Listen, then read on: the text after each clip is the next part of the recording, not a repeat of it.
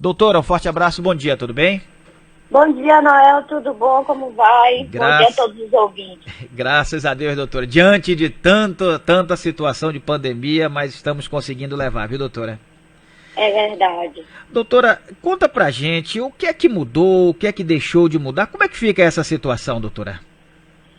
Olha, o teletrabalho é uma figura nova que foi regulamentada recentemente pela reforma trabalhista. Foram incluídos alguns artigos na CLT. Por quê? Porque o teletrabalho, ele é uma espécie do gênero trabalho remoto ou trabalho à distância. Mas o que caracteriza o teletrabalho especificamente é a utilização de ferramentas tecnológicas de comunicação, internet, computador e aparelhos celulares preponderantemente. Ele se assemelha, né, ao famoso home office, mas a diferença é que o teletrabalho ele pode ser prestado não só na residência do empregado, como em uma localidade diversa, que não seja a empresa ou o local em que funciona o empregador. Pode ser, por exemplo, no coworking, que são aqueles espaços compartilhados, pode ser, de repente, num café, qualquer lugar que o trabalhador ele esteja à distância do local de trabalho, preponderantemente que ele atue fora da sede do empregador. A empresa, doutora, então, ela tem que dar todos os meios, todas as formas, facilitar da melhor maneira possível para que o funcionário realize esse trabalho fora da própria empresa? Sim.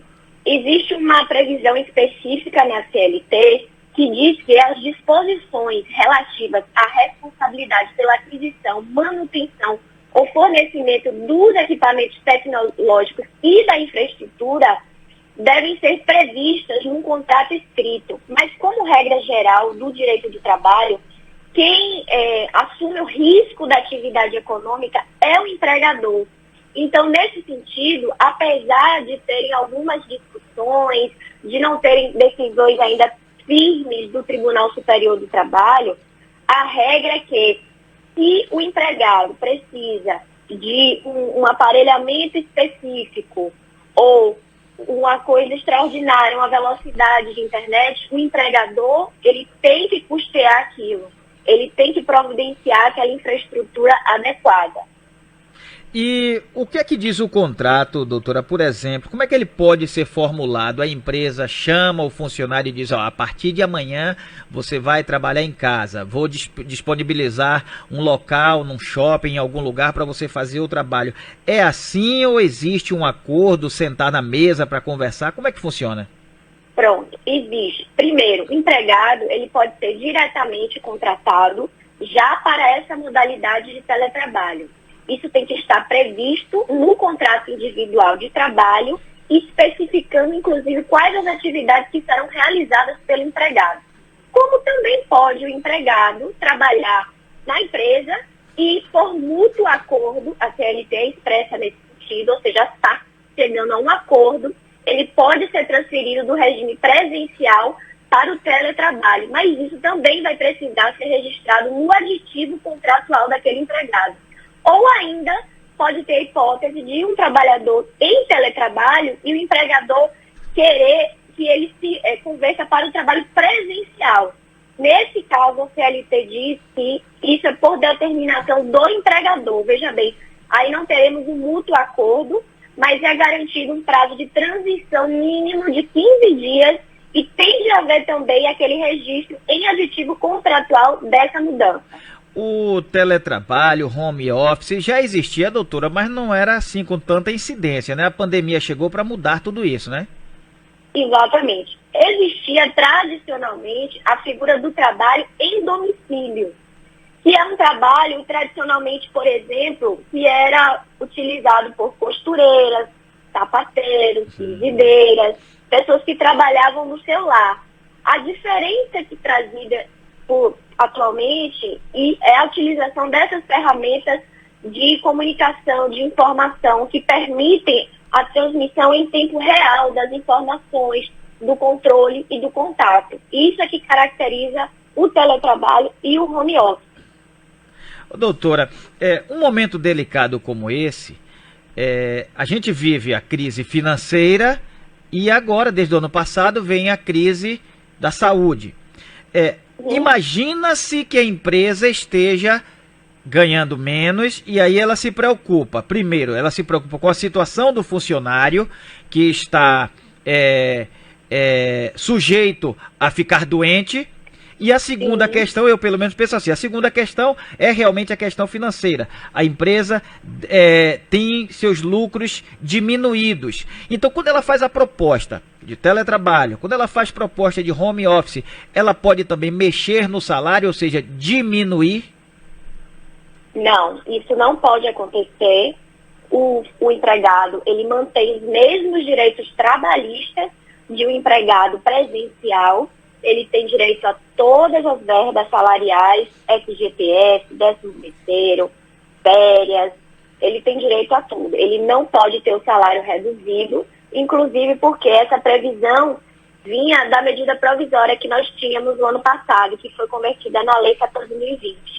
Mas atualmente não está valendo essas medidas que a gente teve de suspensão, por exemplo, do contrato de redução proporcional de jornada e salário.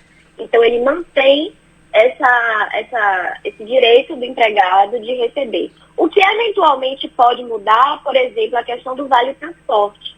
E, obviamente, o empregado que está em teletrabalho ou em home office em sua casa não tem a necessidade do deslocamento.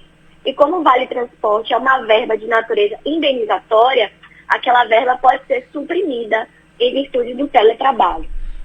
Existem riscos para o trabalhador? Existem sim riscos, como em todo o trabalho, seja ele presencial ou não, e inclusive uma previsão expressa na CLT de que o empregador que coloca o empregado em teletrabalho, ele deve instruir esses empregados de maneira expressa e ostensiva as precauções que devem ser tomadas a fim de evitar doenças e acidentes de trabalho. Essa maneira ostensiva, não só palestras, guias explicativos, inclusive esse empregado ele tem que assinar um termo de responsabilidade comprometendo-se a seguir as instruções fornecidas pelo empregador. E aí vem aquelas situações, os riscos, né, que atualmente se fala em quem trabalha também no teletrabalho. E não só as doenças físicas, os acidentes que podem acontecer, acidentes, por exemplo, de ergonomia, de postura, mas as doenças mentais, que hoje é uma grande preocupação de um modo geral, principalmente também no direito do trabalho. Se fala em burnout, que é o estresse agudo, se fala em ansiedade, em depressão. Por isso também se fala atualmente no direito à desconexão, que vale para o teletrabalhador também, que é aquele empregado ter respeitado o seu direito a não estar o tempo inteiro conectado, ele ter o direito a desconectar do trabalho. Estamos conversando com a doutora Catarina Dias, advogada, especialista em Direito do Trabalho e membro da Associação Baiana dos Advogados Trabalhistas. Doutora, o funcionário, o empregado, ele na empresa, geralmente ele está sendo supervisionado de perto ou observado de perto. Em casa, ele pode se sentir mais à vontade e até cometer algum vacilo. Ele também tem obrigações dentro de casa, é sempre bom ele ter isso na cabeça, né, doutora? Sim, a responsabilidade do empregado continua, mas como regra, a CLT, o que é que ela fez? Ela excluiu o teletrabalhador do regime de duração do trabalho, ou seja, como regra, aquele trabalhador em teletrabalho, ele não tem direito, por exemplo, a fazer horas extras, adicional noturno, aos intervalos. Mas essa é uma previsão da CLT que ela é relativa. Ou seja, se você tiver um regime de teletrabalho em que haja um efetivo controle da jornada pelo empregador, ou mesmo uma exorbitante atribuição de atividades, eventualmente pode ser provado e aquele empregado passa a ter o direito a jornada de trabalho, a horas extras, adicional noturno e tudo mais. Porque, como regra, o teletrabalho tradicional, ele pode ser executado pelo empregado nos momentos em que ele estiver mais disponível, nos momentos da preferência dele, digamos assim, porque o que interessa é que ele envie o trabalho, é o resultado do trabalho dele. Então, ele tem, se ele tiver efetivamente a jornada controlada, ele não só vai ter direito a ter esse controle, essa jornada, horas extras, como ele vai ser monitorado pelo empregador. Doutora, um forte abraço, muito obrigado, hein? Obrigada a todos vocês pela oportunidade, desejo tudo de bom, eu que agradeço. Até. Tá ok, doutora. Em nova oportunidade voltaremos a conversar sim com a doutora Catarina Dias, advogada, especialista em direito do trabalho.